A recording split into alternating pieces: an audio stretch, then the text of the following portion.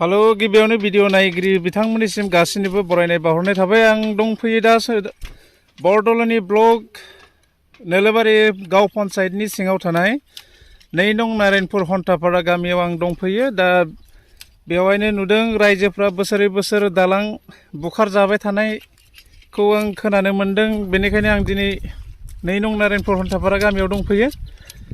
बिथांमोना बोसोर बोसोर दालां लुनानै नैबे दालांखौ लुनानै खरसा पाति रायजोनिफ्रायनो गारबाय थानाय होननानै बुंदों। बिथांमोना सरकारनिफ्राय जेबो रां रुफा हेफाजाब मोनाखै। बेजों ओरै बरदल'नि देब ब्लक थांलाय फैलाय ओरै नोलोबारि लामा बेहाय कलेज स्कुल थांलाय फैलाय गथ'फ्रा बहुत उसुबिदा जायो होनना बुंदों। दैज्लाङाव बेफोर दैया साग्लोबजोबो।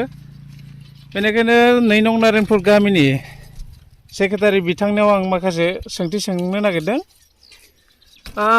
खुलुमबाय गिबियावनो खै बोसोरसो जाखो नोंथांमोना बे दालांखौ लुबाय थानायालाय? जोंथ' दालांखौ सिगाङाव नैबे एसे सिगांसो बानायदोंमोन। बेहाय बोसोरनैयानो जादों। ओमफ्राय दा नै बिथिंजाय बोसोरथाम जाफैबाय। दा खरसा पातियाथ' बहुत थाङो जोङो। बिदिनो हान्था मेला गथ'फोरखौ अननानै बा थांलाय फैलाय बरदलनि ब्लकआव थांनायाव बिदिनो सर्टकाट जायो नालाय लामाया। दा सरकारनिफ्रायबो जोङो एसेबो माबाखौनो मोनथ्रा थाखा फैसा एसे सहाय मोनबालाय जों एसे मोजां बानायनो हागौमोन आरो। दा आरो मा बुंनो रायजोनिफ्रायनो थाखा फैसा एसे गारनानैबाबो जोङो खस्थ' मस्थ' लुबाय थायो आरो ना। थायो। ओरैनो सरकारनिफ्राय मा मा मोनजानो लुगैयो नोंथांमोना बे दालांखौ? सरकारनिफ्रायथ' जोङो लुबैनाया बिदिनो ब्रिज एसे जेनेबा मा होनो बेखौ दालां आरसिसि ब्रिज बेखौ जों लुबैयो आरो। मानो होनोब्ला बिदिनो सर्टकाट जायो नालाय ब्लकआव थांनाय ओरै बरदलनि थांनाय आरो बिखि हाथाय बाजार जानाय गासिबो ओरै गामिफ्रा सेस ओरै थांजोबथारो। बोसोरै बोसोर लुबाय थायोना? बोसोरै लुनायानो जायो जोङो। बे दैज्लां बोथोराव लुबाय थायो जोङो।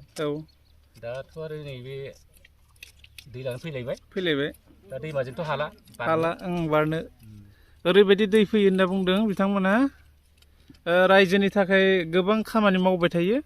बोसोरै बोसोर औवा बायो थसेयावनो 100, 200, 1000, 800 औवा थाङो होनना बुंदों बिथांमोना। बेखिनियाव आं देखायलांनो सानबावबाय माबायदि मावगासिनो रायजोफ्रा सान्दुं गोसायावनो। गोबां बोसोर सान्दुं गोसायावनो मावबाय थायो बिथांमोना। फुंनिफ्रायनो जाया लोङा फैयो रायजोफोर। 2 नं नारायणपुर हन्थापारा गामि ओरै बरदल'नि ब्लकआव थाङो ओरै नोलोबारि। बिखै कदमगुरि स्कुल दं, ओरै नोलोबारि स्कुल दं।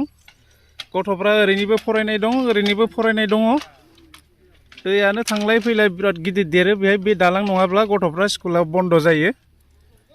बेनिखायनो रायजोफ्रा बे दालांखौ सरकारनिफ्राय अनसुंथाइ लुगैदों आरो बोसोर बोसोर बेसे गारबावनो बिथांमोनाबो।